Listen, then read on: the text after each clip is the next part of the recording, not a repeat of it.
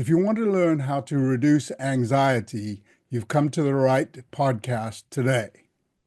Hello, this is The Explanation with Sam Kneller, your biblical Hebrew go-to guy who helps you get to the God-intended meaning of Scripture.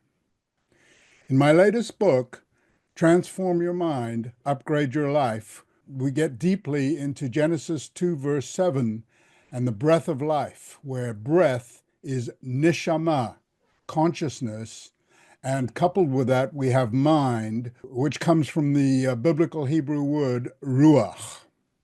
God gave us consciousness and mind. He tells us how they function, and he tells us what we can do so that they function properly. There is a Bible method to nurture and heal the mind. And that's what we're going to be discussing today with our guests, Katrina and Ronald Kilpatrick from deconstruct to reconstruct.com. So I want to welcome you both. Thank you. It's good to see you, Sam. Okay, it's good to see you, and I think we're going to have a very interesting chat together. Okay, so let's just get right into it. And we're going to be discussing, of course, anxiety and better yet, how to come out of anxiety. That's because that's the whole goal here. So let's just start by giving a little bit of background, if you don't mind, and tell us, let's say, about yourself and a bit of your history and how this anxiety arose. Okay. Well, I'm Katrina Kilpatrick. I am the executive director of Deconstruct to Reconstruct.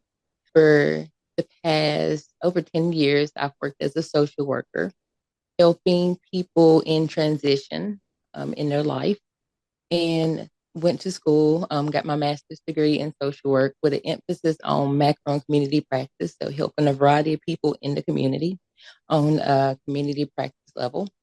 But then in 2019, a lot of things changed for me, and I was at home and was had to go a different path. But when I think about my childhood, I think about how anxious I was as a child. Many things happened, but even before the age of 3, I was actually switched at birth when I was born, and then there was a house fire that our family Oh, wow. suffered. Things got a little bit better up until elementary school, where my mom was diagnosed with cancer, given 6 months to live during our summer break. And we actually went with her to treatment because she watched us during the day, of course, while my dad was at work. And I remember that drive on to treatments in Winston-Salem with her. And during that time, kids were better seen and not heard. So I wasn't able to ask questions about what was going on. So I was in my head just observing everything that was happening around me, her going into the treatment room, us going into the waiting room. And I was just always anxious and worried because I didn't know or understand what was going on. But thankfully, my mom did go in remission, and she used her testimony to start her ministry. And she went around telling her story about what happened and really talking about God. This was during the Pentecostal movement. So we went to a lot of lively services, and spirit moving things of that nature was going on. Again, I was a young child, and that was caused me some fear also. I remember sitting in services, watching everybody dance and sing and speaking in tongues, and I didn't know what was going on, and it made me afraid, and I didn't feel anything. So I was like, is something wrong with me? Yeah. So that went on from years, especially when she would tell a story. Like I said, I would feel like I was losing her every time I heard the story. It was kind of a weird situation for me as a child. But because, again, I wasn't really able to ask questions, I stayed in my head. And because I wasn't feeling the spirit like everybody else, I did a lot of human observation. So I would listen to testimonies to learn about, what was going on in Right. life. And I noticed it seemed like a revolving door because people talked about the same things that they were going through over and over again. So that was an interesting time. And then because I wasn't able to ask questions, the things I was listening to, I learned more about it by reading. So reading was my way to escape. And that really helped with my anxiety, was learning and reading. So I would go to the library and I would check out all the books, Wow. all of them. Okay. And they were not always age appropriate. And again, because I was in my head and learning from books that I was getting in the library, it caused some confusion and made me want to experience life more than what I was experiencing then, being kind of sheltered and my family being very religious. Mm-hmm. So things for our family kept, having ups and downs, a lot of financial struggles, especially after my dad had a heart attack and had open heart surgery and was disabled at the age of 35. Oh, wow. So it seemed like we was always going through something. So I always figured out that once I got older and got a good education, I could kind of save my family. That was always a thought I had at a very young age. So I did figure out how to attend college and go with some grants and some scholarships to really, be able to learn. And, I thought education was going to be like my financial freedom for me and my family. It's kind of, Right. my thought process. And I feel like society kind of pushes that on you. The more you learn, the more you'll be able to do. So Yeah. I went off to college, but because I had that freedom, I also had that freedom to try some of the things I learned from the readings and the observation, which was somewhat of a dangerous time. This is where I kind of appreciate my Pentecostal upbringing and teaching, because it was kind of a safeguard.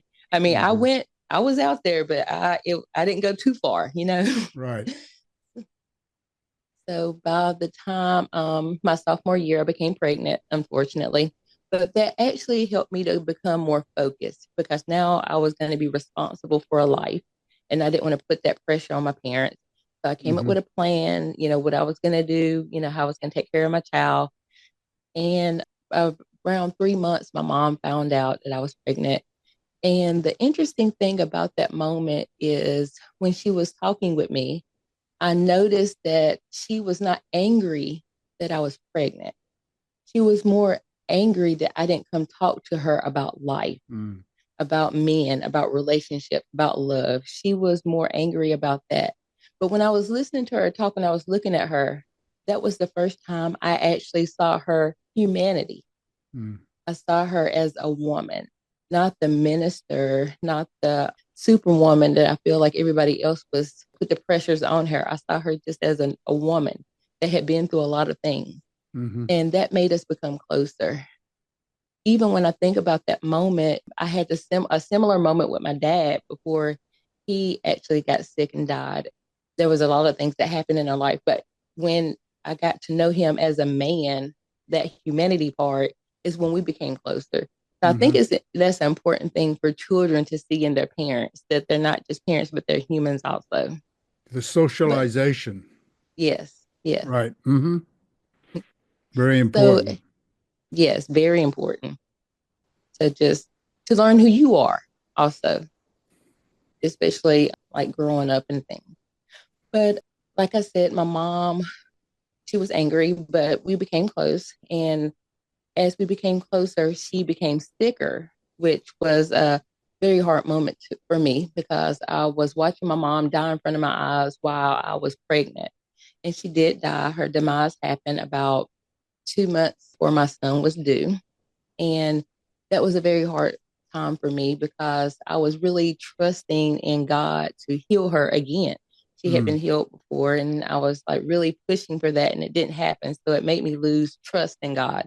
I always feared him. I lost trust.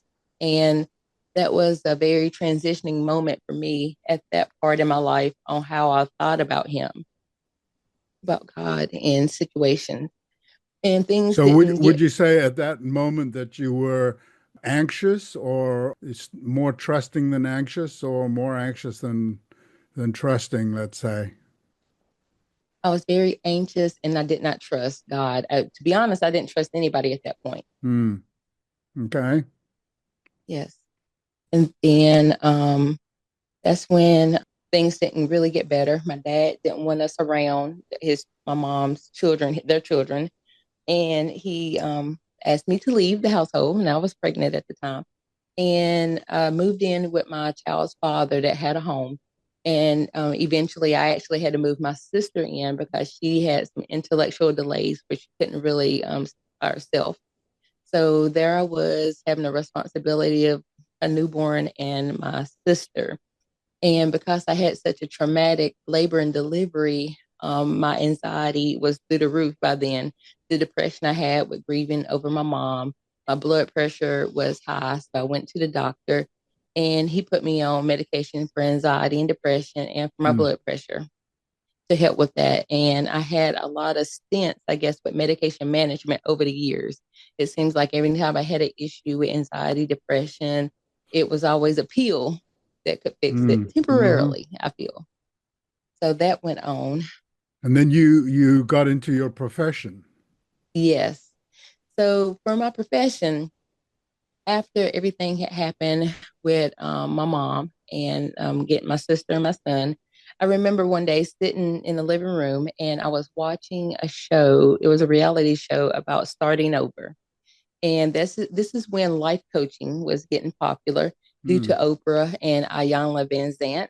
And I was watching how they had interventions and models and different ways to help people when they had issues in life. And I liked it because Mm. I felt like I always had a passion to help, just like my mom. But when I looked at the way that she helped with religion, I was like, well, that wasn't working. People kept Yeah. coming back and forth. So I don't want to try that. I want to try the world's way of helping. So I was like, I'm gonna just go full force into, learning these models and things. So that's when I transitioned to social work. I was a pre-med major, but I transitioned to the social work and learned how to help people that way and went into my profession first as on a macro level. That's direct care. And I would say when I think about my career, I can see that I was always helping people in transition. When I first went into my social work, it was people with traumatic brain injury, but they were transitioning back into the community. Hmm. And then I wanted to go to the macro level for community practice. And this is when the state was trying to change their model to bring kids that had conduct disorder and different mental health and substance abuse behaviors back into the community to get help so Mm. they could transition back to home better with a team.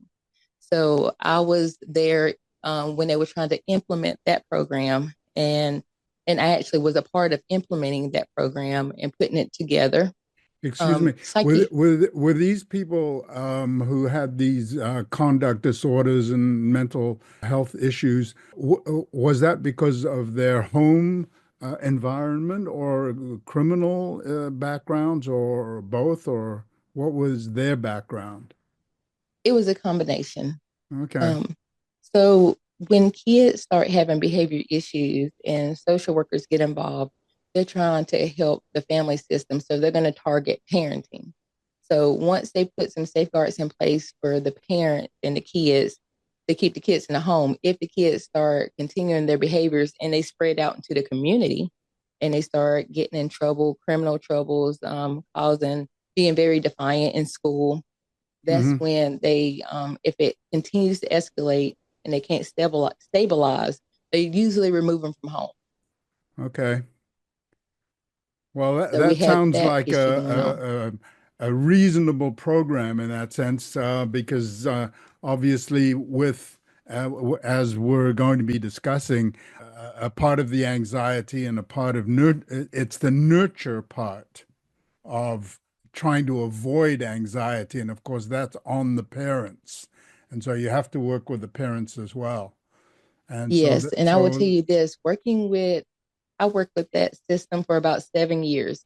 And if the parents were engaged, that's when we really saw changes in the child's behavior. If the child wanted to change, they have to have the mindset too. But if the parent right, was engaged, we had more success. But if the parent was disengaged, we had increased problems. yep. And then if the parent was so disengaged, but the kid wanted to change, they became attached to the team, meaning the kid, and they knew that we were temporary, Mm. and that would cause relationship issues with us because they wanted us to be the parent. And, Right. that doesn't work because we're temporary. So. No, yeah. Now that's a very interesting and important point in the whole area of bringing up children and avoiding anxiety, not only as they grow up, but in the rest of their life, Mhm. in their future. It's very good. Mhm. Okay, so after that, go ahead. So after working with that system for a while, because I was good at my job, they gave me very hard cases.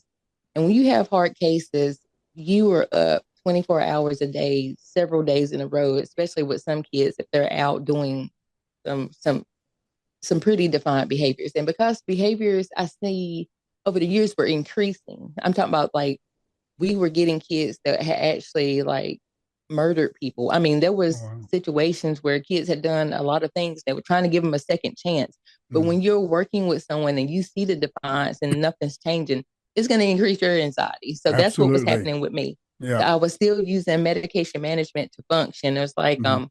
I had to take a pill to even go to work, or take a pill Oh, to wow. to be able Yeah. to think clearly. It Yeah. was a Were rough the time. were these more defiant kids? Were they still at home, or were they now transitioning to, outside of the parental care?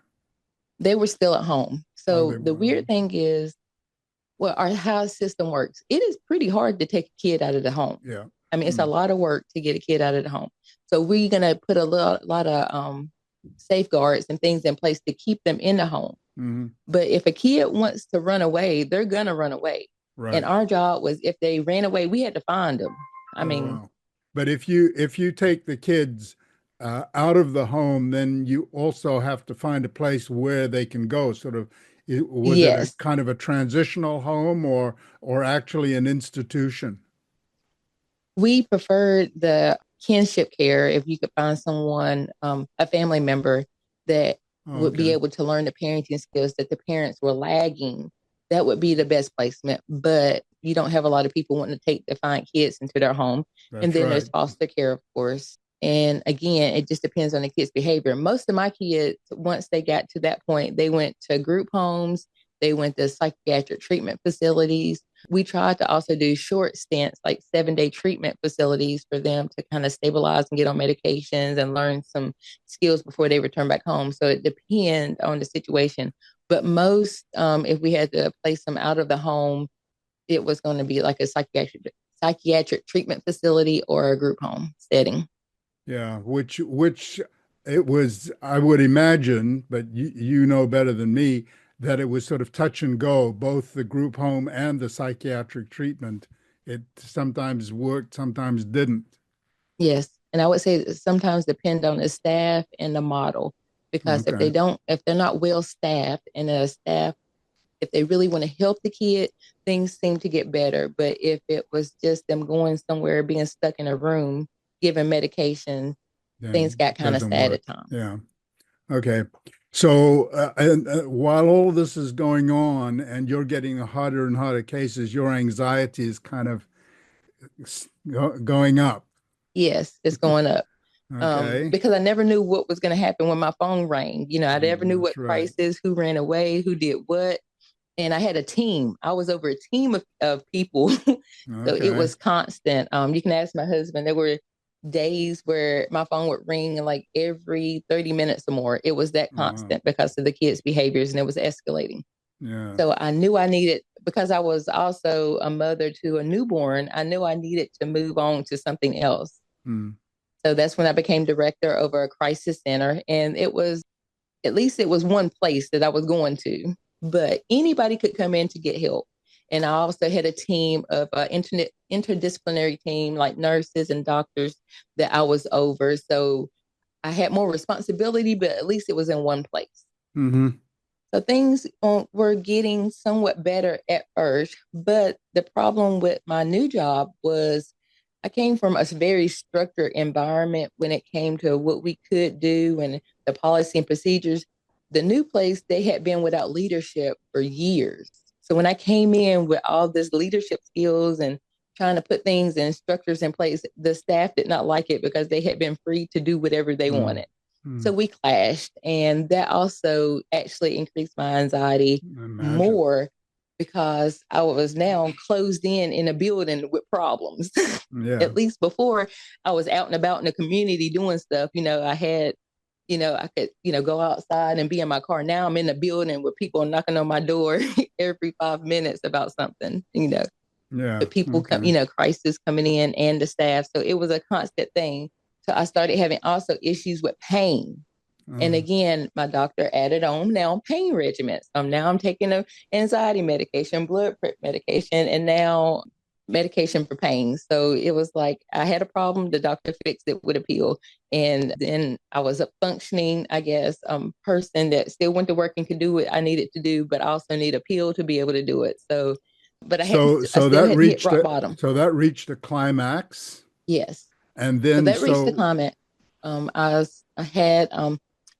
It had got too intense to the point where me and the company decided to part ways, and I was home. At first, I was a little hopeful because I was like, oh, I can start over again. But then COVID-19 happened. So there was no starting over. I was stuck at home with my kids and my husband and being a house mom at the same time with a crisis happening in the world with COVID-19 in a new environment. And that hit me so hard. Not only I was just anxious and depressed and sad all the time. First time feeling a lot of emotions like crying and things like that, which my husband had never even seen me cry before. Even at our wedding, I was not crying. So for him to see that, he didn't really know how to approach to help me at all. So with all those things and pressure, I became, I would say, mean and angry.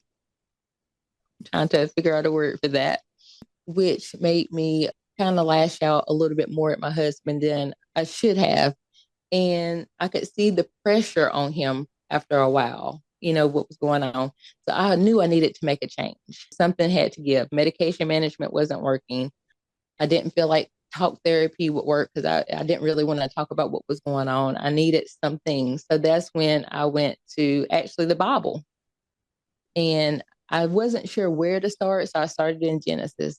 And this was a moment for me that I never forget because I was reading Genesis. And when I got to Eve and I saw when she, of course, ate from the tree of knowledge of good and evil, instead of, judging her like I feel like everybody else does, I felt compassion for her. I saw myself through her because I was like, this is exactly what I did when I decided that I didn't want to, go the route that my, family had shown me with religion. I ate from the tree of the knowledge of good and evil. And I can see that it didn't lead to anything but death because I felt like I was dying, like mentally, physically. I felt so bad at that moment. But then I thought about it and I was like, well, hold on a minute. The same thing happened to my mom and she used religion. And I was like, hold on. Okay, so religion doesn't seem to work. The tree of good and evil, that didn't work. So what is it? I was like, I'm going to have to figure out something. And that's when I realized that, God wasn't exactly what they talked about when I was a child. And of course, I had kind of ignored him for years when I was an adult, doing whatever. But now at that moment, I was like, I want to understand who my creator is. I want to understand why he made me. What does it mean to be made in his image? And then that took me on down my road of healing, I believe. But I do remember that moment reading about her eating. And I was like, this is me. This is what I did, So then that was maybe the how should I say, the midpoint where your anxiety had been increasing, and now all of a sudden you're beginning to see God in the picture, and that's sort of helping you focus on, let's say, things that are more spiritual. Yes. Okay. So you actually started your spiritual journey then. Yes. Okay. So let's talk a little bit about that spiritual journey, because at that point, it started out, I would say, fairly high anxiety. All right. So let's talk a little bit about your spiritual journey, what happened, and how little by little, from what I understand, the anxiety diminished. Yes. Okay. So, So that's when, because I was interested in Eve and what a woman was, I was Googling, different stories about Eve just to figure something out, which it wasn't that much material out there. But then I ran up on Sam Kineller, you. And that's when I started reading some of your blogs and I saw that you had a book called Origin of a Woman. Now, when I read about humans being in the image of God, I could see how it was written that men had an image of God and women had an image of God. I saw that there had to be a difference. So when I started reading Origin of a Woman, I saw how God built the woman, and I could see what attributes and characteristics, things that He put inside of a woman that were important. And one thing that really caught my eye was the ability to understand, to be nurturing, to be loving. That part, that characteristic of God that He put inside of women, and that was the image. And I was like, okay, well, this is good. This is important. I need to make sure that I'm doing these things. And I had to intentionally started being understanding and nurturing to understand what that meant. And when I started being that woman that God built, it seems like I took off a mask. Like it was kind of like imposter syndrome. I feel like I was at first, but when I started being the woman the that God had built and made my original, setting, I guess I had to do a reset. I mhm. felt more comfortable in my skin, and that is when my anxiety really lessened at home. And I could tell by my what I was doing that my family was actually getting better. Our household was calmer. Me and my husband's relationship was better. And that took me into my next step. I was like, okay, so now that I know what God put in me as a woman, what did He put inside this man? I want to understand that part of the image too. So that's when I noticed that Adam in the Bible spent time with God before Eve was created. And I was like, okay, so men really need to spend this time with God. Okay, so God is the head. That makes sense. But then I read about the, preeminence and the inner strength that was within a man. But I feel like society sometimes make men look like children or idiots and like they're not That's right. smart. And I was like, no, this inner strength, this preeminence is important. But because I had been so contingent, I guess, and my aggressive behavior had decreased my husband's strength. So I had to step back and I didn't want to be a hindrance anymore. So when I stepped back and allowed him to, really be the head of the household, that's when things really start coming together for our family. And I could see that the kids were looking at us as in our new roles, because I'm saying new because things had shifted. Mhm. And they were starting to see the image of God that Right. God wants kids to see within their parents, and how Mhm. important it is for us to show our kids the image, because that's the first thing they see and they're learning from that. And then that's when I saw the bigger plan of God, that once we understand those roles and we're raising these future daughters and sons of God, that makes us transition into our roles into the kingdom. And then, Right. of course, the future kingdom. And I saw that, okay, God's plan is still in play, is still progress, and it works. You just have to learn your role and learn what it means. Right. Right. Yeah. Okay. Well, once again, it's very interesting that you came to that conclusion. W- When I wrote that book, Origin of Woman, it was very, very eye-opening for myself because when I started the book, I actually didn't know fully what the role of woman was, and it was going through that chapter in Genesis using the Bible study method, the biblical Hebrew method, and going into the words that that whole picture came together.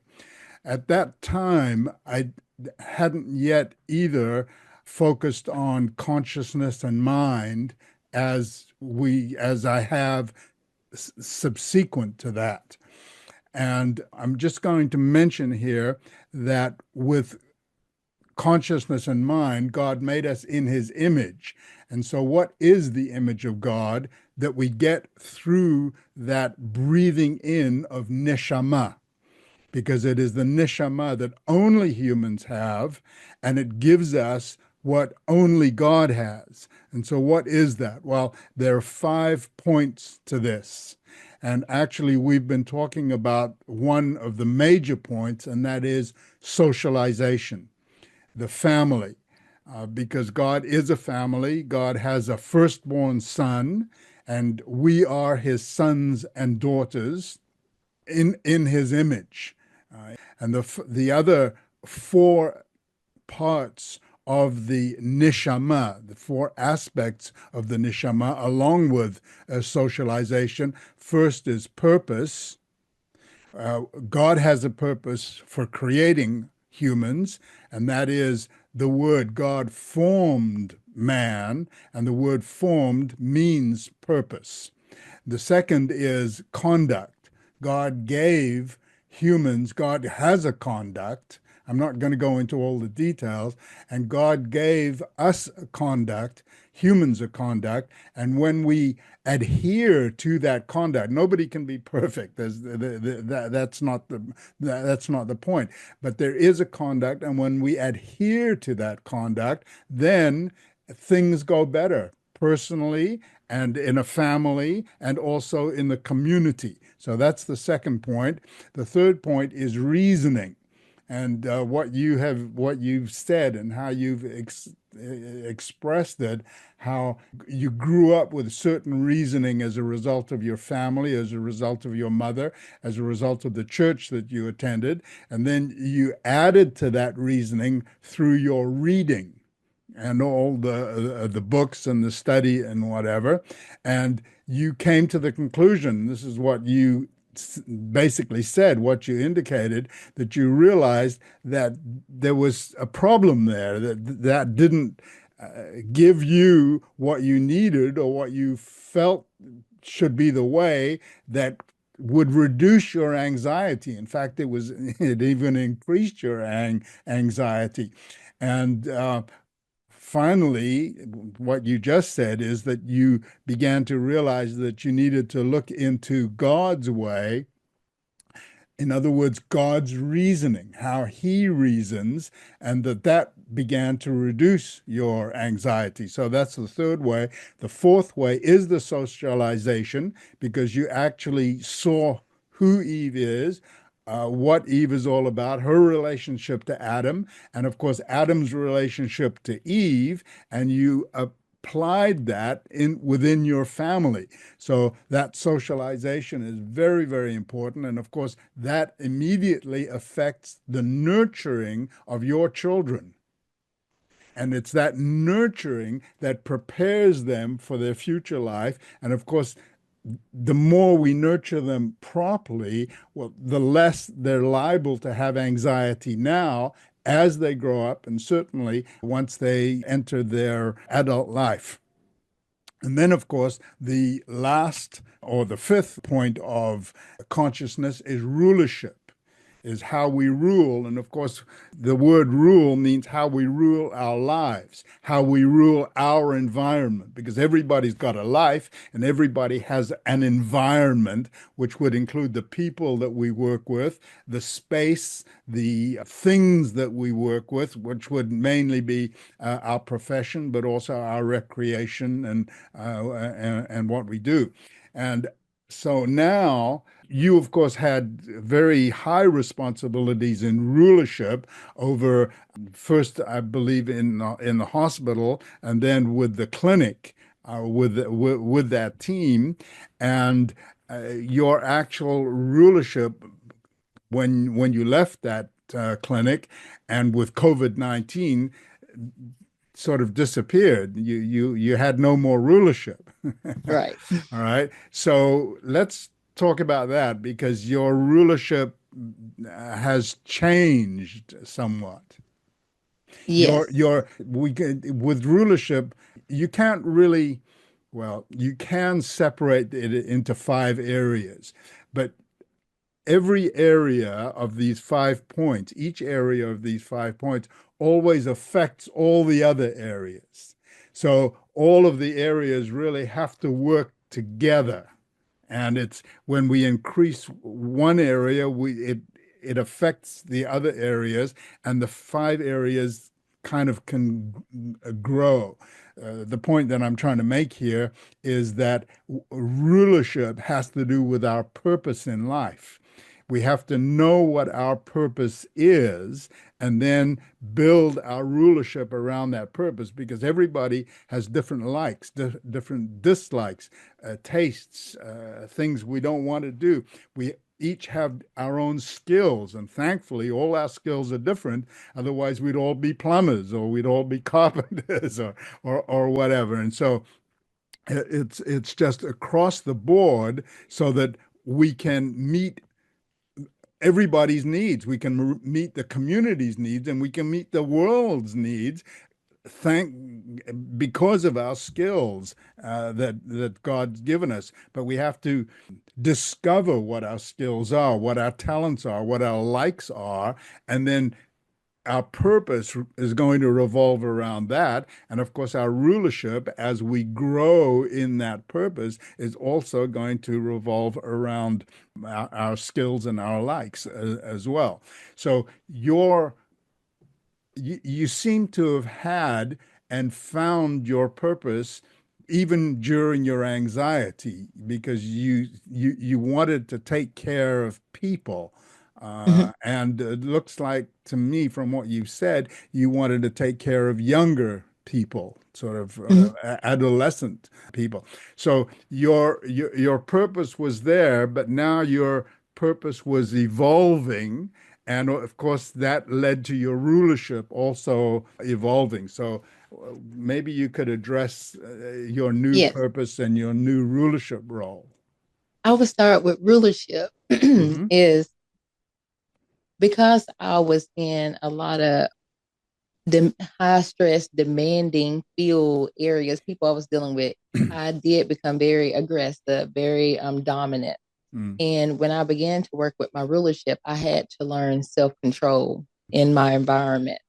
And to learn self-control, there was the Proverbs that talked about Proverbs 23, and put a knife to thy neck, and there'll be a man given to appetite. So I was feeding my appetite with a lot of things to keep me up.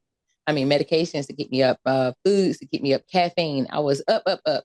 But being up doesn't help when you're anxious and depressed. So it would fluctuate my moods.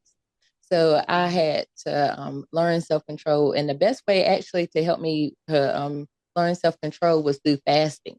Now, I will tell you, when you fast, just like when Jesus was in the Bible, when the man came to Jesus with the son, with the demon, and he was like, oh, your disciples couldn't get it out. And he was like, oh, that comes with, some demons come with fasting and praying. That one, that spirit part right there. I think that pertains to us humans also. So some strongholds that you have, the only way to really get control or to pull them down is to, fast, to, get that out your system. But you have to be careful, because once you start pulling down strongholds, other things are going to start coming up. You have to be strong and be aware and have somebody to talk to also. Because I noticed as I was trying to work on my appetite with some things, other things were coming up. And, my husband had to make me aware of the things that were happening. And you have to have a balance, is what I'm trying to say. Exactly. So, so fasting really helped me to learn to have self-control, drinking water, going outside, really being with nature. It just really helped me to lessen my anxiety, to really calm me down. So I had to learn ways, calm down, self-soothe, I guess. And that really helped. And that helped me get better rulership and self-control and be aware of my verbals, non-verbals, things like that. So that's important with rulership, because you people are watching you as you rule. So yeah, and you have to have control of yourself. Right. So self-control, self-rulership. Yes. Right. Yes. So once I was doing better with that, and I was looking into my purpose, when again listening, I like to listen to the Proverbs, when I was listening to the Proverbs, I could hear clearly like that there was two types of wisdom. I could hear, I was like, and I didn't know that up until then. I didn't really understand that there was two types of wisdom, but I could hear like God crying out, like, how long are y'all going to just be out here ignorant, basically? Yeah. I mean, when are you going to look to me? So that's when, once I learned that again through your book, Practical, you wrote it in October, let's see, a couple years ago. Yeah. Practical Wisdom, Bible. Right. You know what I'm Bible talking about? wisdom. Yes, that book. It was funny. I learned that's the title of the book, Practical Bible Wisdom, but the things in it is not practical. People should know these things, but they don't. So when I began reading that actually helped me understand how God thinks. Mm-hmm. So once I started understanding how God thinks, I saw that there was two types of wisdom, and I wanted to go into my purpose, but because I had my, education and had worked in the field so long, I actually tried to go back into the field. Mm-hmm. But when I was talking with my old coworkers and other therapists and things, I saw that it wasn't going to be a good fit. So that's when I had to step back and say, okay, so I know that godly wisdom works. I know this is how he created us to be. How can I put this all together? So that's when I went to go talk to my husband about, his ideas, and we put our ideas together. And that's when we decided that the best fit for us would to be to start our own business. And that is when the development of our nonprofit, Deconstruct to Reconstruct, came about. And it was first us looking at systems across the board that had been built up that were not working for us as humans, even the land, the animals, like the whole earth was falling apart. So we were like, okay, so these systems aren't working. And what can we do as a nonprofit to tear these systems down and build them back up the way God meant them to be in the first place? So. Mm-hmm. Yeah. Yeah, no, this is really quite incredible. This path you followed. I just want to come back to Proverbs because the latest book, Transform Your Mind, as it developed, I realized that Proverbs is a very fundamental book, and that Proverbs actually is the basis of life today. That's why we have Old Testament 10 Commandments, so to speak, but I've transformed that into the Proverbs 10 Commandments because this is for everybody. It's not just for people who believe, it's for non-believers as well. And from there, we've developed the Bible Proverbs Therapy. And basically, without knowing it, as the Bible Proverbs Therapy, that is what you've applied through your study, through your understanding, and through grasping this wisdom of God. You applied the socialization proverbs of the role of the woman, the role of the man, the reasoning with the wisdom of God and the other wisdom, and then of course the proverbs of conduct, as you said, of bringing your own self under control, as the Bible says that we need to have our spirit under control.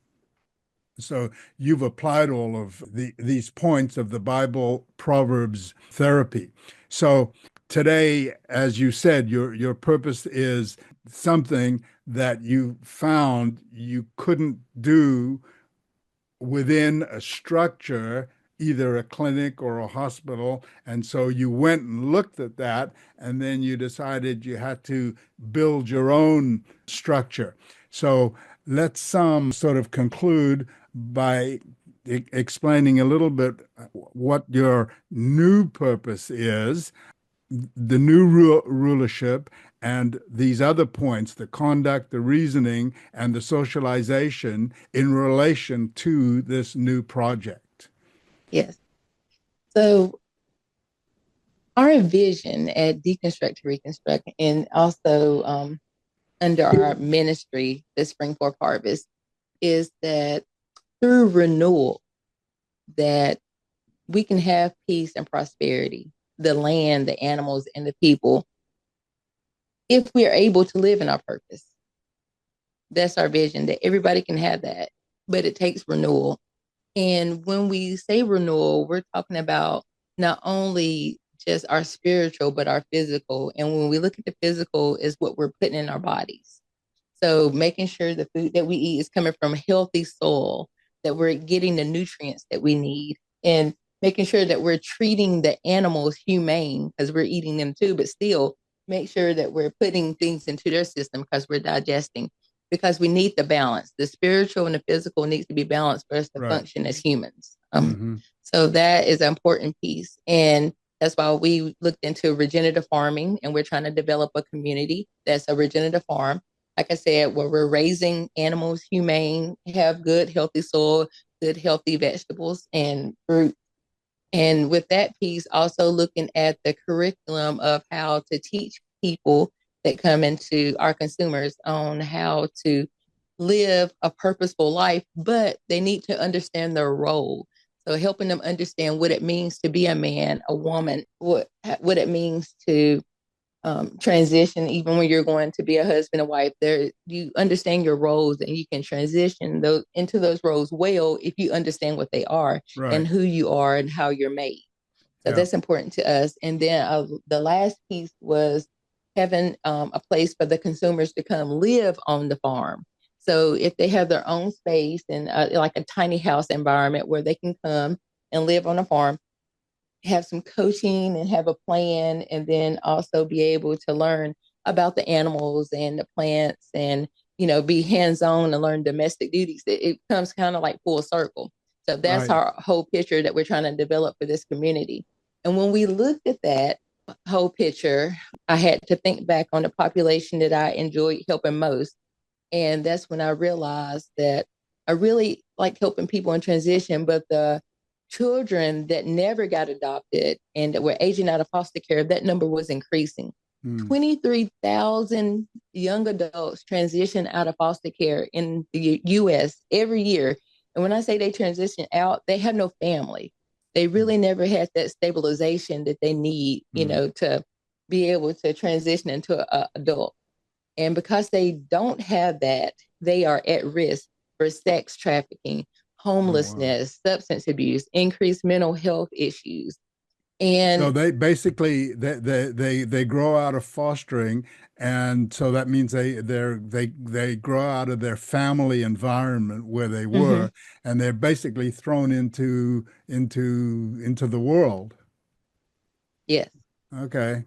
So So and when I looked at there's no follow-up. No, there's no follow That's up. But right. Wow. if Okay. you want to stay in the system, they have a lot of rules that's hard for kids those young adults want to stay in the system. Hmm. So you can try to stay in the system with a caseworker, but from everything that I've seen for myself and what I've even read about, it's hard to stay within the rules before you're going to be kicked out. Okay. So when we looked at that, we wanted to help that population most. And I could see how they could grow and nurture in that environment, especially having good role models. So Right. that's how we came to wanting to help that population on our regenerative farm. Okay, well, that sounds like a plan, as we say. Yeah, I just w would like to come back to a couple of points or a few points that you mentioned. First of all, and that is that they have to come to see certain things about themselves and about change within them, and that, of course, is a part of conduct. Mm-hmm. Part of conduct is an important part of conduct, and let's say the crucial turnaround point is what I've called self-reproach. In other Mm-hmm. words, realizing that that I've got a problem.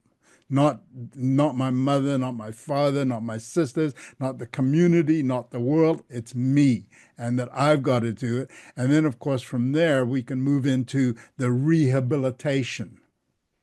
And that, first of all, or we have difficulty allowing people who have made a lot of mistakes to rehabilitate themselves. And we have great difficulty teaching them how to rehabilitate and putting them in an environment where they can rehabilitate as Mm-hmm. well.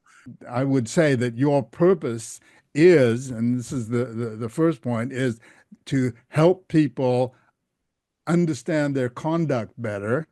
So Mm-hmm. that's the conduct. And then to your purpose, which would be a second of the 5 points, is to help that specific uh, fraction of society, because of course we can't do everything.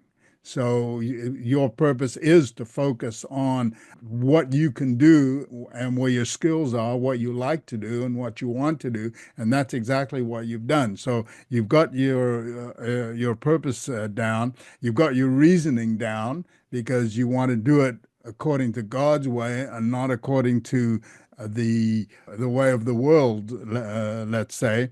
And of course, you've got your socialization down because you want to get these people or put these people or help these people be in the right kind of environment, which would be sort of a more of an agricultural environment where both, well, the land and the animals and the people are together in harmony. Mm-hmm. I liked how you talked about the tiny house because that's the a new thing now, and I think yeah, I kind of watch a program about we've got it over here in France about tiny houses, and it's very interesting because you're living in quite a confined area.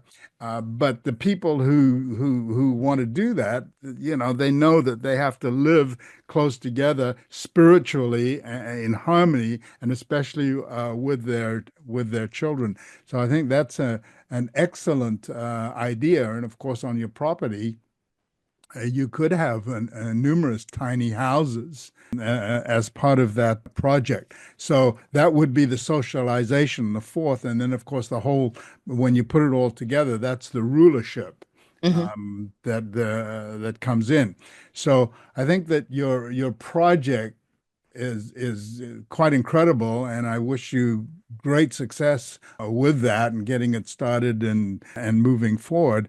And it certainly is exemplary, I think, as your life is showing. And of course, we're in the middle. We're never at the end of our life. We're never at the end of a project, and nothing is ever perfect. Okay. Mm-hmm. But it's an exemplary expression of the Bible Proverbs Therapy Mm-hmm. that is working. So let's conclude by asking you, what's your level of anxiety today as compared to, let's say, 5 years ago, 10 years, or 20 years ago? My level of anxiety is so much better today. The biggest difference is you're seeing a person that is not on any type of medications or anything. This is just me being myself. So that is I feel great about that. So that's important to Yeah, that's say. incredible. That's excellent. Yes. And I enjoy being present, focused with my family, feeling really grounded in my relationship with God. And that's very important to me, just having that intimate relationship with Him and being able to trust in Him. And I would say this recently, about a couple weeks ago, I was meditating on why would you use Mr. Sam Cannella to take 10 years to really break down everything and write it down for us to understand you and how you think and how you work and how you developed us to be. Why would I take all these few years to really study this material and to apply it for my life? I mean, it's really helped me, but I feel like there's more to this. Why? What's the purpose? And at that moment, I was walking outside, and it was right after Hurricane Helene. Hmm. And above my head, there were helicopters going to and fro.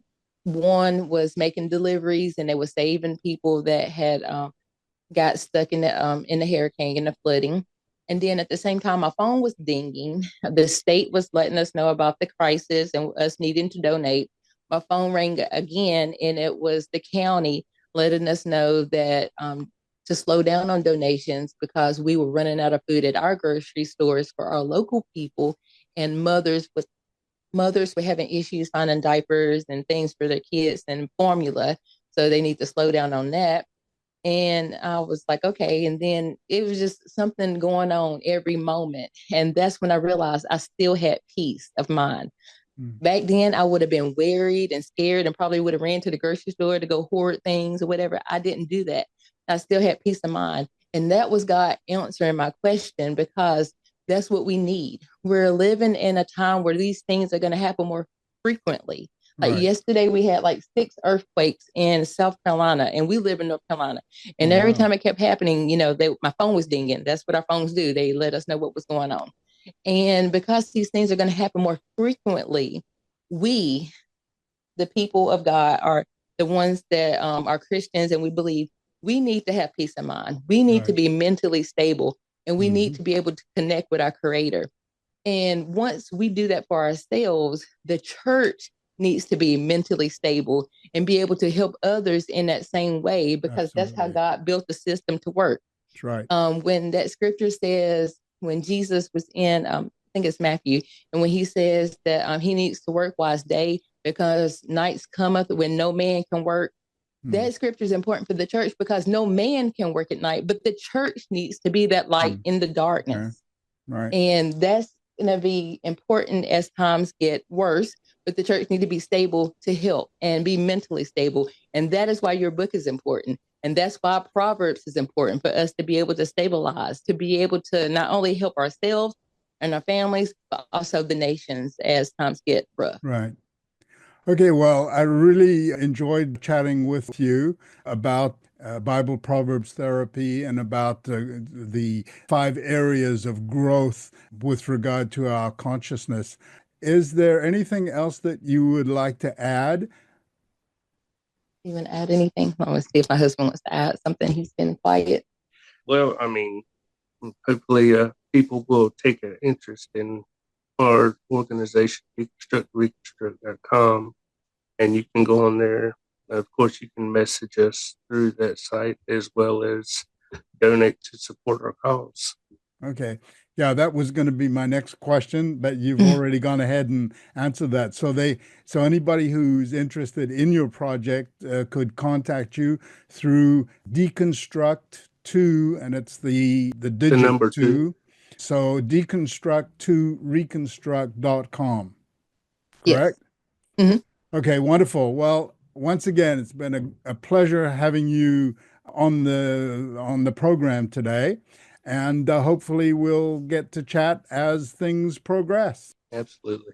Until next time, bye bye.